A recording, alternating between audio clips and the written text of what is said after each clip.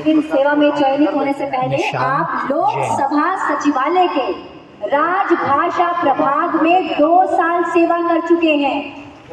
पूर्व में आप माउंट आबू में एसडीएम और अजमेर विकास प्राधिकरण के आयुक्त रहे हैं। आप राजस्थान सरकार के वित्त विभाग में संयुक्त सचिव और पर्यटन विभाग राजस्थान के निदेशक भी रह चुके हैं। आपने दिल्ली यूनिवर्सिटी से हिंदी साहित्य में एमफिल की और यूजीसी की नेट जेआरएफ परीक्षा भी उत्तीर्ण की। आपका जीवन प्रशासनिक कार्यों तक सीमित नहीं है, आप लेखक भी हैं। आपकी प्रेरणादायी किताब रुक जाना नहीं युवाओं में काफी लोकप्रिय है। साथ ही आपकी शोधपरक किताब राजभाषा के रूप में Hindi national book trust Bharat सरकार से प्रकाशित एक लोकप्रिय किताब है। गौर फरमाइए, किताब का नाम है राजभाषा के रूप में हिंदी। और आज हम जिसकी बात कर रहे हैं वो है हमारे देश के मस्तक की बिंदी, हमारी भाषा हिंदी। तो मैं स्वागत करती हूँ आपका माननीय। आइए और हमारे युवाओं को प्रेरित कीजिए और उन्हें बताइए हिंदी कितनी महत्वपूर्ण है।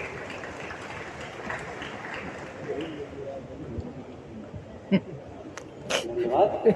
आप सभी को मेरा हृदय से नमस्कार। आज राजभाषा विभाग गृह मंत्रालय भारत सरकार द्वारा आयोजित हिंदी दिवस समारोह में सम्माननीय मंच और आप सभी जो मेरे सामने दाईं और बाईं और ऊपर सामने सब लोग बैठे हैं, मैं सब आपका पुण्य स्वागत करता हूँ और नमस्कार। जब गंगा सिंह बोल रहे थे तो मुझे दुष्यंत कुमार की 4 पंक्तियां याद आ रही थी, जो पूरे जीवन और मेरी पूरी यात्रा में और हमारे जैसे ऐसे लाखों युवाओं की जिंदगी में प्रेरणा बनी रही। वो 4 पंक्तियां मैं आपसे शेयर करना चाहता हूँ कि इस नदी की धार से ठंडी हवा आती तो। कई बार हम लोग निराशा की बातें करते करते हताश हो जाते हैं, तब मुझे ये पंक्तियां बहुत प्रेरणा देती हैं कि इस नदी की धार से ठंडी हवा आती तो है और नाव जर्जर भी सही लहरों से टकराती तो है, और एक चिंगारी कहीं से ढूंढ लाओ है दोस्तों, एक चिंगारी कहीं से ढूंढ लाओ है दोस्तों, इस दिए में तेल से भीगी हुई बाती तो है, इस दिए में तेल से। जब प्रसून जोशी सर कह रहे थे कि उन्होंने कहा कि मैं अपने बैकग्राउंड के बारे में ज़्यादा नहीं बताऊंगा, हम सब लोग जब बड़े हो रहे थे, जब हम युवा हो रहे थे, तो आपको पढ़ पढ़ के बड़े हो रहे थे हम लोग सर। और आपने कहा कि मैंने मस्ती की पाठशाला शब्द का प्रयोग किया। हम लोग जो चारों मंच पर बैठे हैं और ये मेरे सामने जितने भी अग्रिम पंक्ति में विद्वान, पत्रकार, प्रोफेसर और पीछे जितने राजभाषा के से जुड़े हुए, अनुवाद से जुड़े हुए और जो राजभाषा का काम देखते हैं, जितने भी लोग बैठे हैं सर, वो सभी लोग, उनमें से ज़्यादातर छोटे छोटे शहरों की खाली बोल दोपहरों से झोला उठा के महानगरों की ओर आए और अपना मुकाम।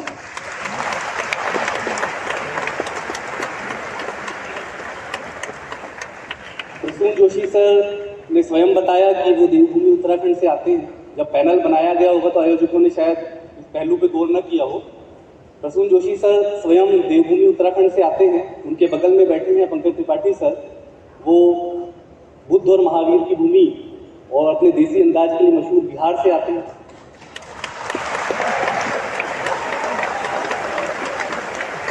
और उनके बगल में जो बैठे हैं गंगा सिंह, वो मरुभूमि और वीरों की भूमि राजस्थान से आते हैं। और बाकी जो बचा, वहां से मैं आता हूँ, मैं उत्तर प्रदेश से आता हूँ।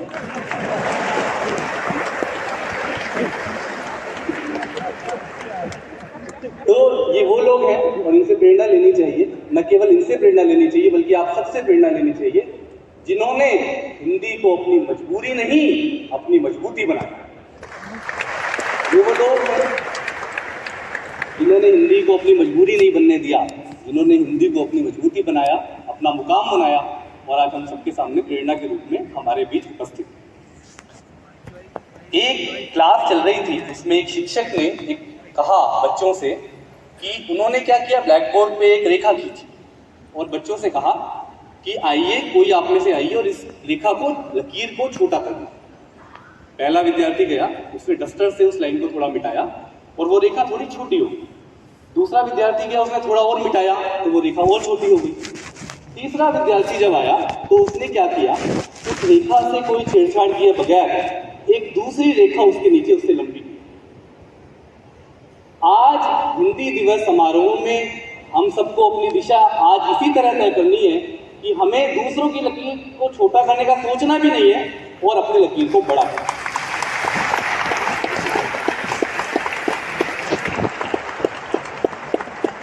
और जैसा सर ने कहा कि SMS को अपनाने में हमें कोई परेशानी नहीं है, पर संदेश से कहीं न खो जाए। तो वो जो भाषा का जो एक फ्लेवर है, वो जो एक स्वाद है, वो जो उसका एक तेवर है, वो खत्म नहीं होना चाहिए। क्योंकि मैं IAS अधिकारी हूँ, तो मेरा ये प्रोफेशन है। मैं जब UPSC का इंटरव्यू देने गया तो एक एप्लीकेशन फॉर्म होता है जिसके आधार पर इंटरव्यू होता है, उसमें से आपका बैकग्राउंड उनको पता चलता है। तो मेरा जो एप्लीकेशन फॉर्म था उसमें शायद पूरे जितने भी अभ्यर्थी होंगे उनमें सबसे ज़्यादा बार हिंदी शब्द का इस्तेमाल किया गया। वो ऐसे कि मैंने हिंदी मीडियम में अपने स्कूल की पढ़ाई की, फिर UPSC में भी हिंदी मीडियम चुना, ऑप्शनल सब्जेक्ट मेरा हिंदी लिटरेचर था, मैंने हिंदी साहित्य में MPhil किया, मैंने पार्लियामेंट में हिंदी की नौकरी की, और उसी हिंदी की बदौलत, जैसा कि गंगा सिंह ने कहा, उसी हिंदी की बदौलत मुझे 13वीं रैंक मिली और हिंदी माध्यम में सर्वोच्च स्थान।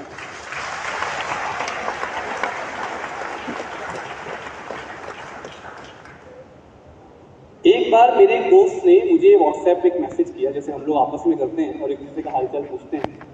उसने कहा कि क्या हाल है, पर मेरा दिमाग थोड़ा ठनका, क्योंकि उसने क्या हाल है, के भाई ये क्या, HAL हाल और HAIN है करके पूछा था। मैंने उसको जवाब दिया, मैं ठीक हूँ, तुम बताओ, पर मैंने देवनागरी में लिखा। तो वो लघुकुर को निशान मैं भी हिंदी में टाइप किया।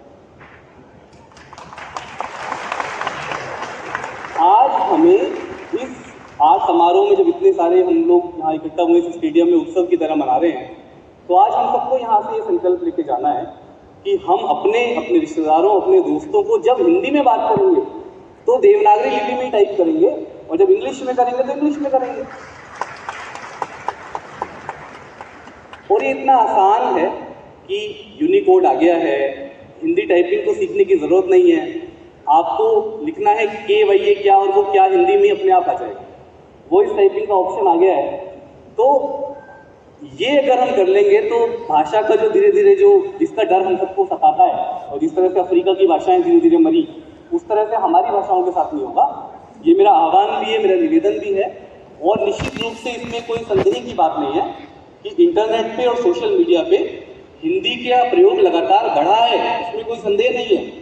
पर जो ये व्हाट्सएप चैट है, आपकी जो इंटरेक्शन है, फेसबुक मैसेंजर है, इन सब पे जब भी आप हिंदी में लिखें, तो मैं चाहता हूँ एक बार ये संकल्प सब लोग लेके जाए कि जब हिंदी में लिखे तो देवनागरी में लिखें।